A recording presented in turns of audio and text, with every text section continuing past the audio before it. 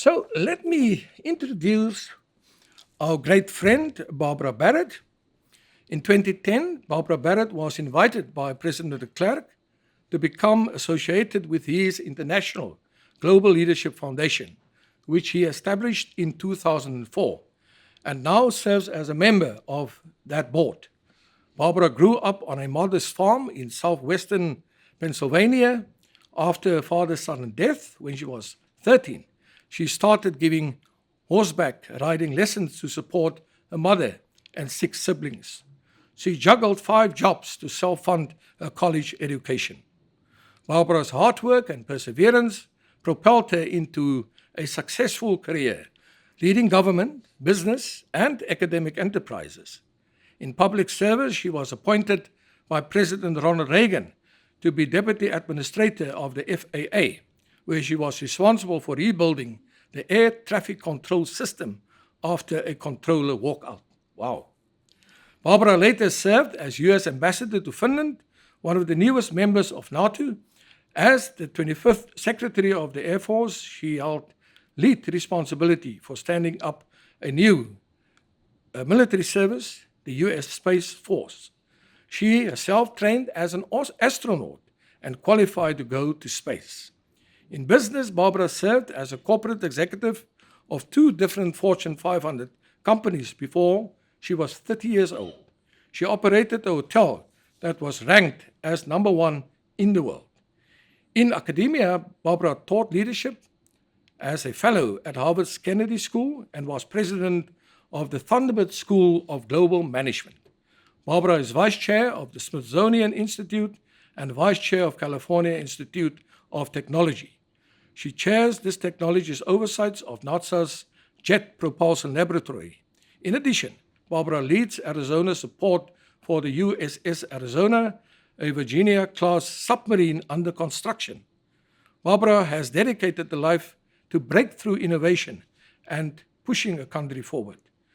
Barbara, we are really honored that you have agreed to deliver tonight's speech and that you took time from your very busy schedule to travel to Cape Town. Please join me in welcoming the Honorable Barbara Barrett.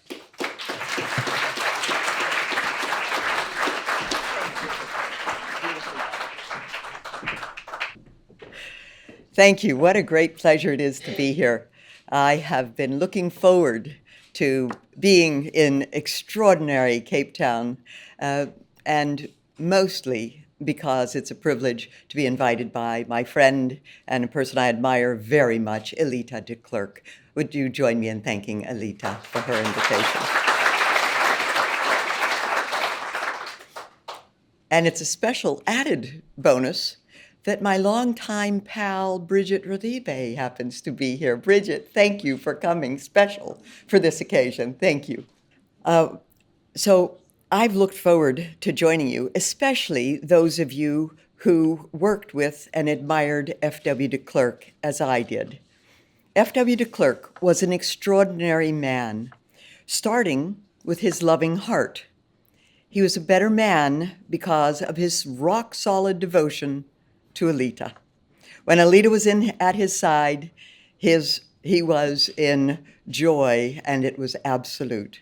Together, they were admired, not just here in South Africa, where you knew him best, but around the world.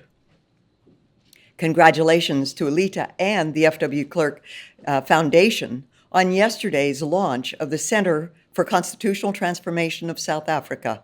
The powerful lessons portrayed through the center's exhibit should be taught in classrooms everywhere.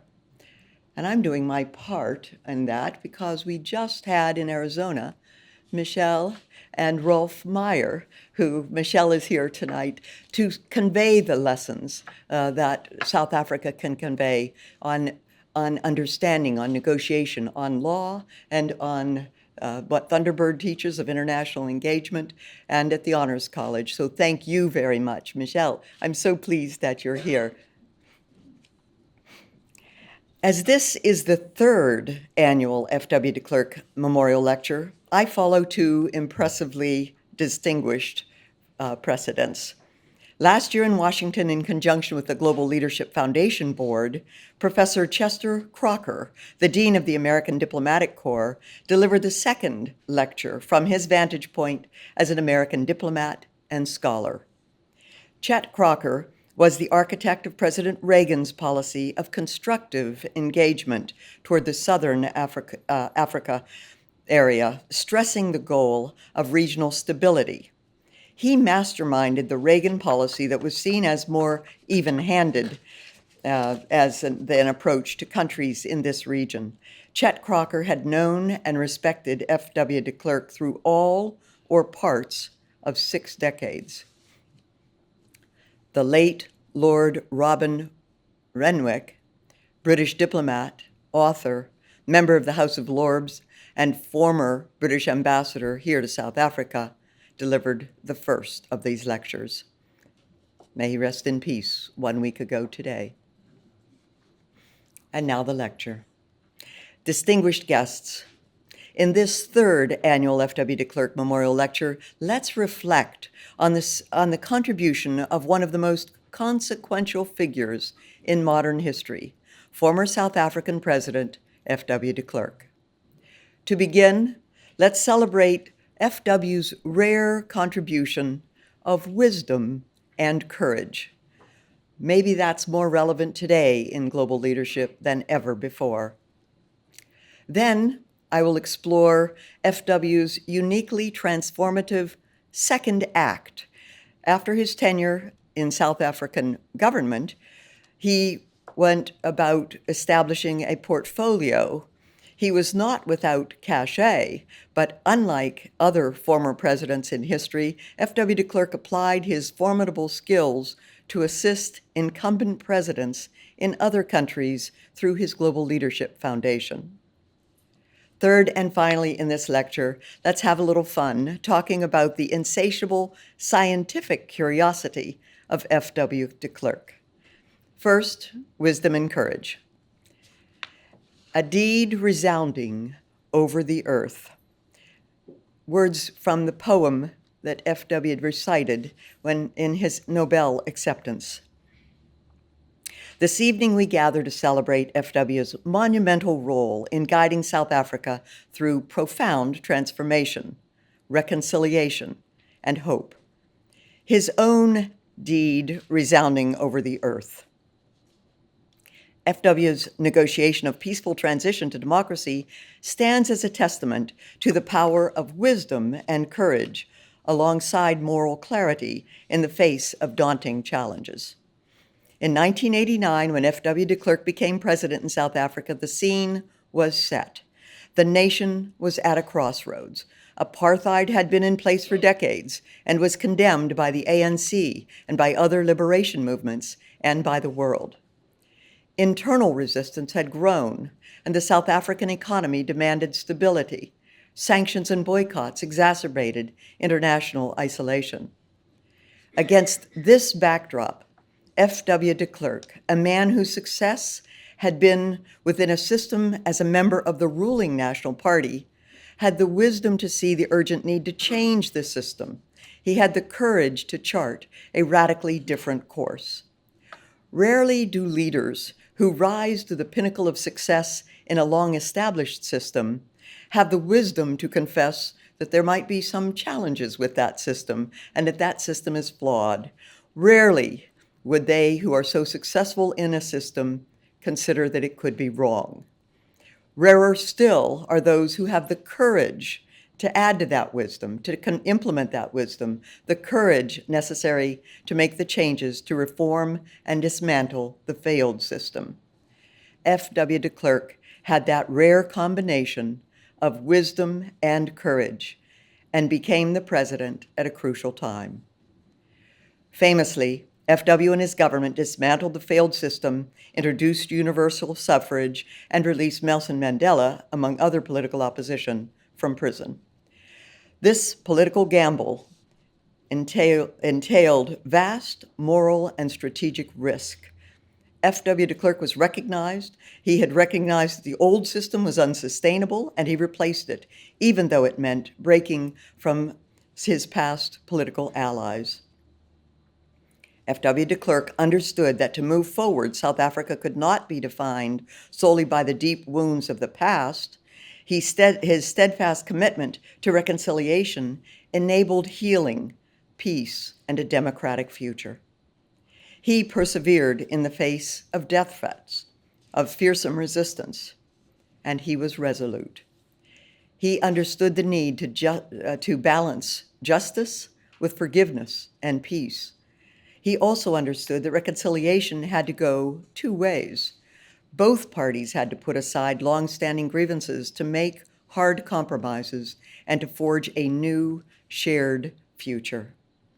FW often urged both Black and white South Africans to see each other not as enemies, but as partners in the construction of a common future. He combined wisdom with courage, pragmatism with vision. With these rare combinations, he demonstrated a scarcity in politics, the ability to act with an eye on the long-term good rather than short-term partisanship.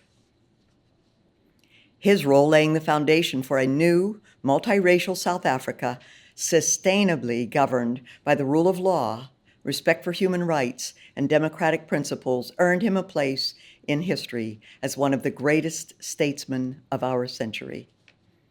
The axiom, cometh the hour, cometh the man, applies to FW de Klerk as aptly as to Churchill. The world we'll talk about now. Now, as we reflect on FW's legacy, let's consider the current state of democracy and human rights in our world.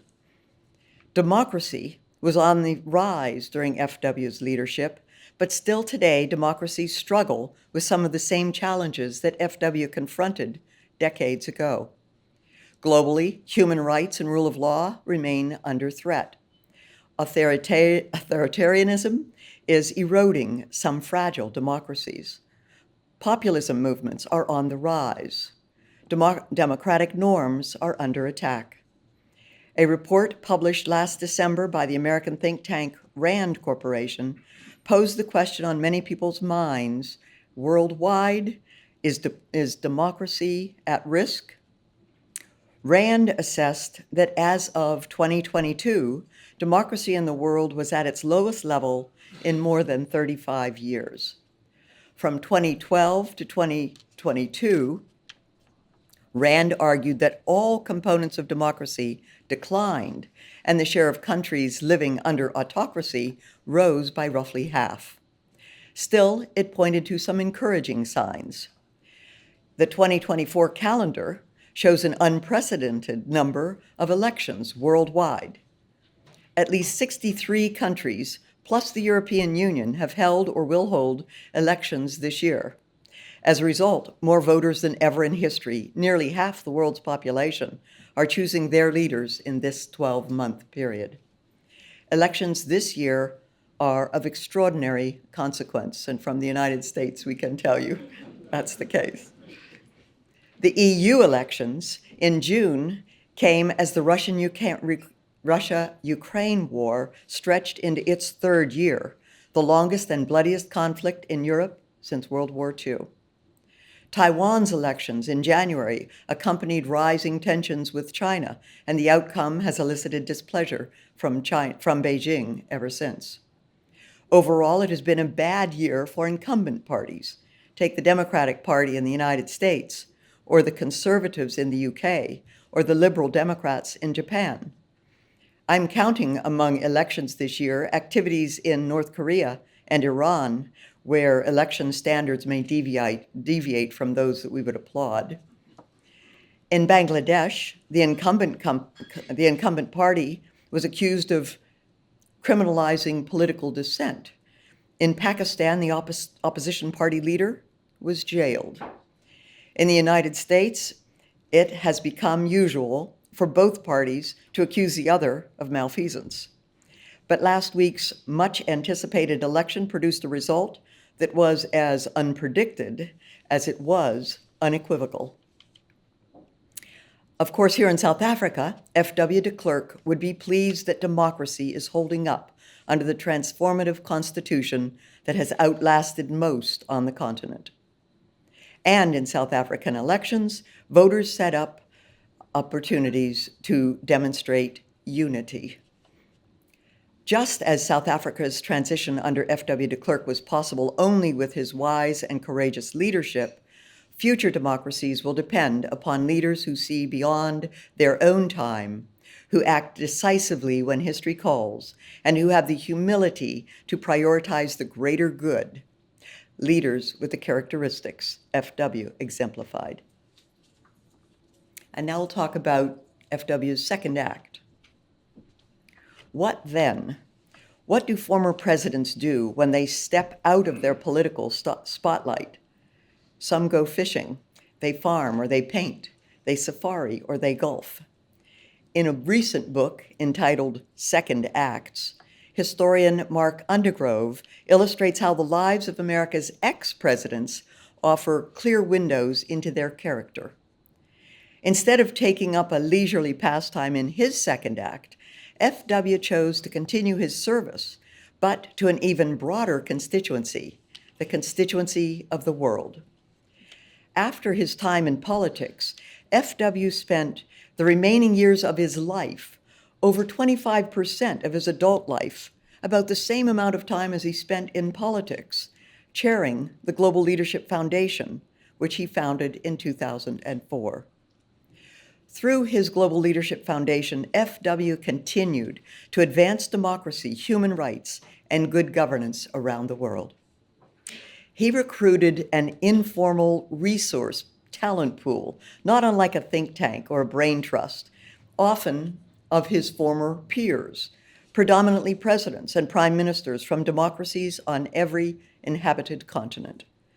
Then he formed expert teams from among this talent pool to advise incumbent presidents and prime ministers on their intractable problems. His Global Leadership Foundation teams serve client heads of state without pay or publicity and only when invited. Around the world, newly elected presidents or prime ministers often confront societal or governing issues that they need to resolve. Global Leadership Foundation teams, often with FW's participation and always with his guidance, helped incumbent leaders resolve intractable problems. They might help a president address conflict resolution or democratic stabilization, maybe corruption deterrence or judicial independence or governing with unity. FW's Global Leadership Foundation assembles a team of leaders, mostly former heads of state and other experts, to work with client presidents to design solutions to specific national problems, again, without seeking publicity and only when invited. This foundation is a bridge between experienced national leaders and newer leaders who request support in their efforts to build a better future in their countries. With characteristic humility, when FW founded the Global Leadership Foundation, he made confidentiality its defining attribute, knowing that the likelihood of success was inversely proportionate with the level of publicity. Through the Global Leadership Foundation, FW nurtured democratic principles and good governance in diverse nations from Eastern Europe to Africa and to Latin America. He didn't just pass on his legacy, he multiplied it far beyond South Africa's borders. If the second act of a president offers a window into his character, FW's second act would achieve a maximum score on impact. Finally, I promised that we'd talk a little bit about space. In conclusion, FW's expertise in parliamentary processes was well known. His brilliance in negotiating was legendary. His appreciation of the arts was demonstrated often. But when we talked, he always asked me about space. His interest in space was a surprise to me at first, but we rarely ever met that he didn't ask, what's happening in space? So I'm going to report to you, as I would have reported to FW, a short special update as if we were together here this evening. FW would have wanted to hear about the little helicopter named Ingenuity, and I think Ingenuity, the helicopter, had a message for those who believe miracles can happen with enduring efforts. At the Jet Propulsion Laboratory in Pasadena, California, engineers proposed to NASA the creation of a helicopter to operate on Mars. As you may know, here on Earth, a helicopter cannot fly above 16,000 feet because the air is too thin for the rotor blades to achieve lift. On Mars, the air is so thin that it would be the equivalent of flying at about 86,000 feet, much higher than the 16,000 feet that make it impossible. Obviously, today's helicopter technology would not work on Mars. Yet, JPL, Jet Propulsion Laboratory engineers requested the authority from NASA to attempt to build a helicopter on Mars. The request was denied. NASA had severe skepticism that any helicopter could fly on Mars. It was impossible. The following budget year, JPL again requested funding for a helicopter on Mars. Again, NASA rebuffed the request to fund the impossible. The third year, JPL reported to NASA that JPL would apply their own very limited discretionary funds to build an experimental helicopter designed to fly on Mars. JPL only asked and received NASA approval to hitch a ride on the Mars rover Perseverance to get to Mars. Though everyone knew a helicopter could not operate on Mars at all, success, NASA said, would be defined if the helicopter could lift off from the surface of Mars, move horizontally, and land safely enough that it could execute a second flight and a third flight. Few thought it could get off the surface at all, let alone 3 flights. Well, that little helicopter Ingenuity fulfilled its promise. It flew once and landed safely, and again and again. Earlier this year, it completed 72 flights from the surface of Mars. Never before had any craft achieved powered flight on another planet. Ingenuity proved the impossible could be done, and then she did it 71 more times. In essence, little Ingenuity showed that by working in cooperation with Perseverance and applying abundant creativity, even a small, lightweight vehicle can achieve big things despite a challenging environment. Maybe Ingenuity is an apt metaphor for the perseverance, innovation, and resilience FW de Klerk exhibited in his undaunted drive to achieve a miracle of mankind here in this land of inspiration, South Africa. In conclusion, as we honor FW de Klerk today, let us remember not only his leadership in ending apartheid and fostering a new South Africa, but also his second act, committed to advancing democracy, human rights, and good governance globally. May we continue to draw inspiration from his example of ingenuity as we confront the challenges of our time. And may his work through the Global Leadership Foundation inspire future generations of leaders to lead with wisdom, courage, and above all, a commitment to the values of democracy and human rights. His legacy reminds us that real leadership is not about holding on to power, but about knowing when to go to the old and let go of it and embrace the new for the sake of a better future for all. Ladies and gentlemen, the world is a better place thanks to FW de Klerk. Thank you.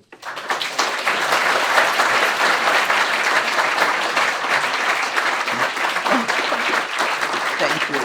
Thank you. How nice of you. Thank you so very much. Thank you.